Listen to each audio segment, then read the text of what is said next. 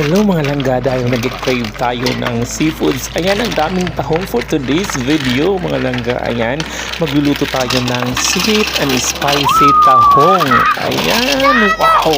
Thank you so much sa nagbigay ng tahong. So ayan, gisa-gisa muna tayo mga langga. Siyempre, nandun yung sibuyas, laso na.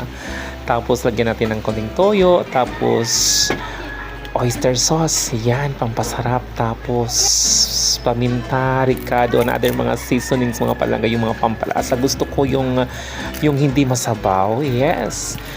Tapos medyo spicy. Ayan, tingnan natin mamaya malangga. Lagyan natin ng konting sugar para mas yummy, mas masarap ang niluto nating sweet spicy na tahong. So ayan na nga mga palangga. Oh, super yummy yarn. Malinamnam na medyo spicy mga langga, sweet and spicy.